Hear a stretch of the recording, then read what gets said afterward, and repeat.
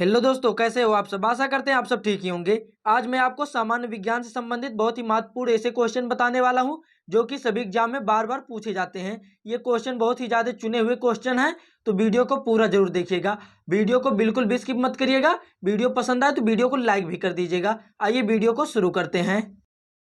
प्रश्न संख्या 1 है, मानव शरीर के किस अंग को हमारे शरीर का रासायनिक कारखाना कहा जाता है। आपका ऑप्शन है गुर्दे को, लीवर को, फेफड़े को, किडनी को। तो इसका सही उत्तर है ऑप्शन नंबर बी, लीवर को। लीवर को हम यकृत भी बोलते हैं। कभी कभी एग्जाम में पूछा जाता है मानव शरीर की सबसे बड़ी ग्रंथि कौन सी है, तो वह यकृत ग्रंथि होती है। आइए बढ़ते हैं अगली क्वेश्चन की तरफ। प्रश्न संख्या 2 है, मानव शरीर के किस अंग से नेफ्रॉन का संबंध है। आपका ऑप्शन है जनन प्रणाली, उत्सर्जन प्रणाली, परिसंचरण प्रणाली, इनमें से कोई नहीं। तो इसका राइट आंसर है ऑप्शन नंबर बी, उत्सर्जन प्रणाली। मानव शरीर का जो उत्सर्जन प्रणाली होता है उसका संबंध नेफ्रॉन से होता है।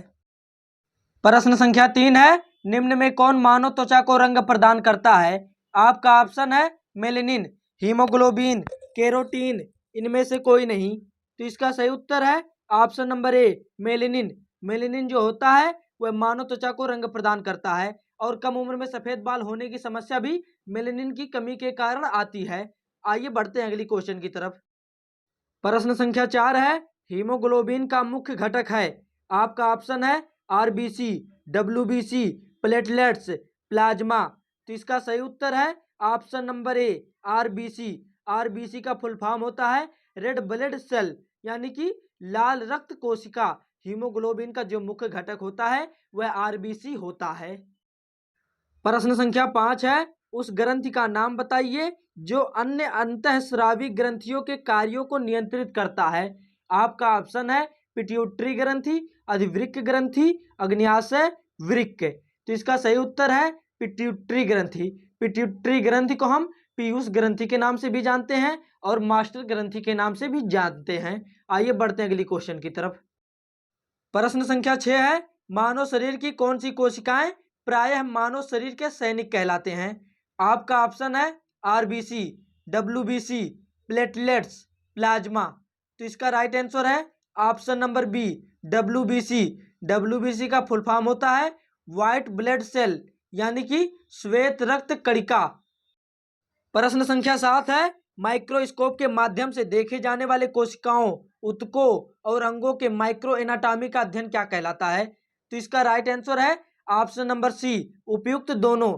ऊतक विज्ञान, जिसे हम हिस्टोलॉजी भी कहते हैं। माइक्रोस्कोप के माध्यम से देखे जाने वाले कोशिकाओं, ऊतकों और अंगों के माइक्रो एनाटॉमी का अध्ययन हिस्टोलॉजी या फिर ऊतक विज्ञान कहलाता है। प्रश्न संख्या 8 है, बैरिएट्रिक सर्जरी किसी व्यक्ति के दांत दांत में परिवर्तित करते हैं। आपका ऑप्शन है नाक, हृदय, पाचन तंत्र, फेफड़े। तो इसका राइट आंसर है ऑप्शन नंबर सी, पाचन तंत्र। पाचन तंत्र को हम डाइजेस्टिव सिस्टम भी बोलते हैं और बैरिएट्रिक सर्जरी का संबंध जो होता है वह पाचन तंत्र यानी कि डाइजेस्टिव सिस्टम से होता है। प्रश्न संख्या 9 है, मादा पुष्प के किस भाग में निषेचन यानी कि फर्टिलाइजेशन होता है। आपका ऑप्शन है स्टिग्मा, अंडाशय, रेशा, इनमें से कोई नहीं। तो इसका राइट आंसर है ऑप्शन नंबर बी, अंडाशय। मादा पुष्प का जो अंडाशय होता है उसमें फर्टिलाइजेशन होता है। प्रश्न संख्या 10 है, डीएनए मुख्य रूप से कोशिका के डॉट डॉट डॉट में संग्रहित होते हैं। तो इसका राइट आंसर है ऑप्शन नंबर ए, नाभिक। डीएनए मुख्य रूप से कोशिका के नाभिक में संग्रहित होते हैं। डीएनए का फुल फॉर्म होता है डाईऑक्सी राइबोन्यूक्लिक एसिड। डीएनए का फुल फॉर्म होता है। इस क्वेश्चन को आप जरूर याद रखिएगा, ये क्वेश्चन कई बार हर एग्जाम में पूछा जा चुका है। प्रश्न संख्या 11 है, कौन सा ऊतक भोजन को एक पौधे के विभिन्न अंग तक पहुंचाता है। आपका ऑप्शन है फ्लोएम, जाइलम, नाभिक, इनमें से कोई नहीं। तो इसका राइट आंसर है option number A, phloem. Phloem जो होता है वह भोजन को एक पौधे के विभिन्न अंग तक पहुंचाता है। प्रश्न संख्या 12 है, विषाणु यानी कि वायरस में क्या पाया जाता है। आपका ऑप्शन है न्यूक्लिक एसिड, प्रोटीन, उपयुक्त दोनों, इनमें से कोई नहीं। तो इसका राइट आंसर है ऑप्शन नंबर सी, उपयुक्त दोनों। न्यूक्लिक एसिड और प्रोटीन ये दोनों विषाणु में पाए जाते हैं, जिसे हम वायरस भी कहते हैं।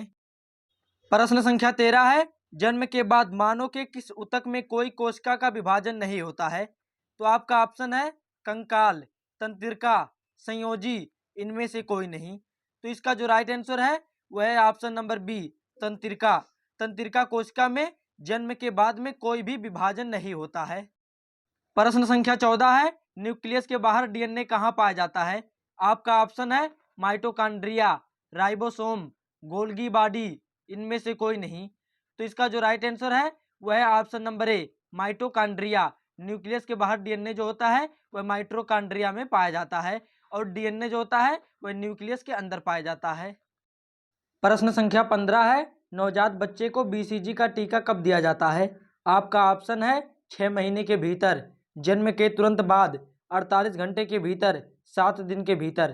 तो इसका जो राइट आंसर है वह है ऑप्शन नंबर सी, 48 घंटे के भीतर। जो नवजात बच्चा होता है उसे जब बीसीजी का टीका दिया जाता है तो 48 घंटे के भीतर दिया जाता है।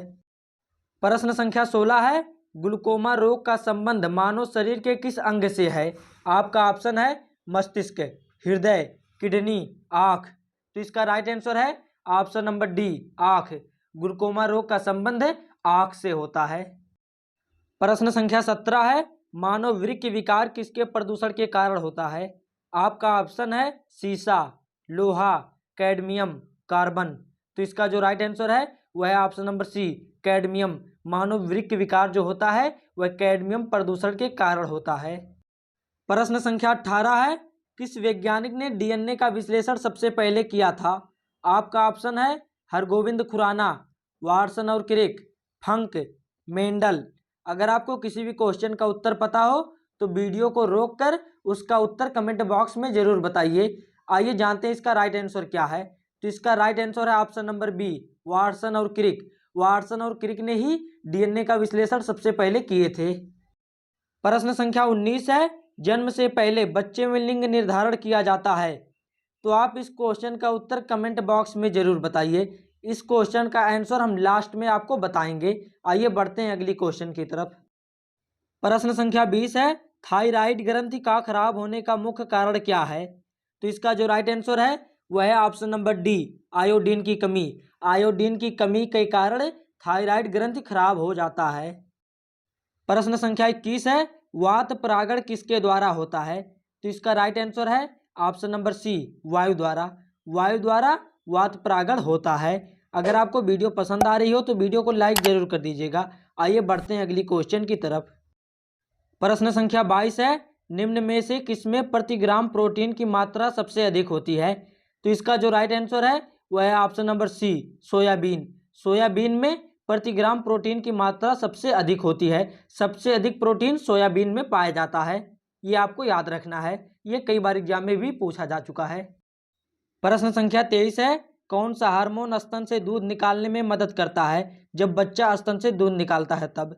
तो इसका राइट आंसर है option number A, prolactin. Prolactin इसका राइट आंसर हो जाएगा। प्रश्न संख्या 24 है, उभयचरों जिसे हम जल थल चर कहते हैं से संबंधित विज्ञान को क्या कहते हैं? तो इसका राइट आंसर है ऑप्शन नंबर ए, उभयश्रिप विज्ञान। उभयचरों जिसे हम जल थल चर कहते हैं से संबंधित विज्ञान को क्या कहते हैं? तो इसका option number A right answer हो जाएगा। प्रश्न संख्या 25 है, किस पोषक तत्व की कमी से आंखों की बीमारी रतौंधी होती है? तो इसका राइट आंसर है option number C, vitamin A. Vitamin A की कमी से आंखों की बीमारी रतौंधी होती है। आइए जानते हैं प्रश्न संख्या 19 का उत्तर। जन्म से पहले बच्चे में लिंग निर्धारण किया जाता है? तो इसका राइट आंसर है ऑप्शन नंबर बी, माँ का भ्रूण। इसका राइट आंसर हो जाएगा। अगर आपको वीडियो पसंद आई हो तो वीडियो को लाइक कर दीजिए और चैनल को सब्सक्राइब जरूर कर लीजिए। ऐसी वीडियो हम आपके लिए रोजाना बनाते रहते हैं। मिलते हैं अगली वीडियो में, तब तक के लिए धन्यवाद।